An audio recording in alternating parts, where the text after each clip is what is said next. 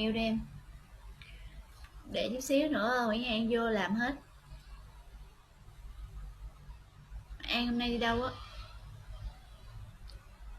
Dạ em sắp tới tháng em nóng dữ lắm anh ơi.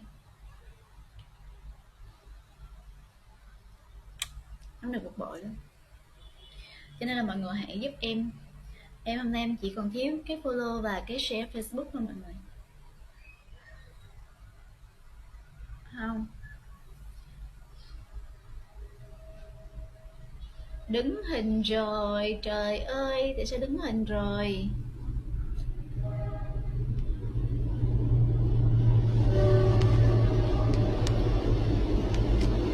Tự nhiên cái nó bị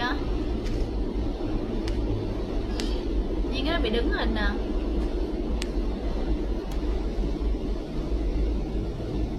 Dạ dĩ nhiên là bây giờ em còn rồi đi, có nghĩa là em chưa có dòng rồi ha. Mọi người ơi hãy nhồng hết follow giúp em làm nhiệm vụ nè.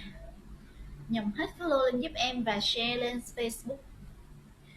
Nhanh nào mọi người ơi, nhanh nào, em chỉ like có một chút thôi rồi em đi ngủ rồi. Thì em đủ nhiệm vụ rồi, em đâu cần phải làm nữa. Nhanh lên nào mọi người. 76233 gan dài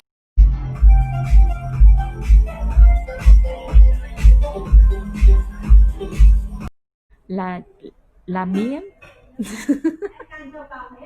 Cảm ơn em xem vào lâu lên đồ. Muội à, qua tay ngủ rồi.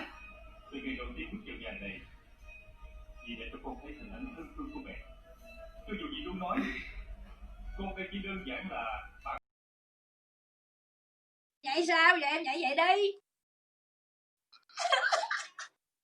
Nhảy sao? Tự nhiên không có nhạc em đứng nhảy vậy.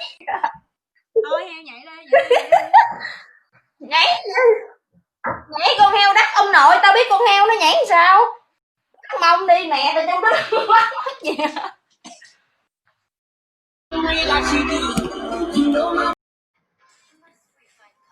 Ti đang cầu mong cho có ông Bụt nè.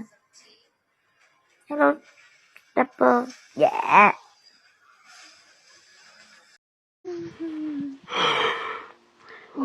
còn làm gì đâu. À làm gì nhỉ? Làm như này này. Tay như nào? Xin có 28 viên mà khó.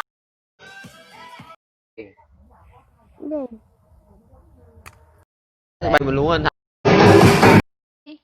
không cần. Và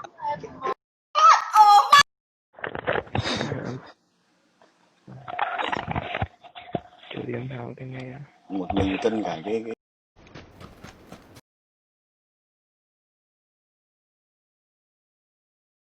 Hãy giúp em share like Facebook và follow em.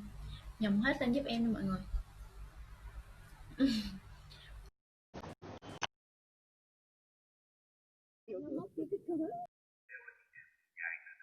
Còn mấy thằng chó không đem não á, nó vô nó có comment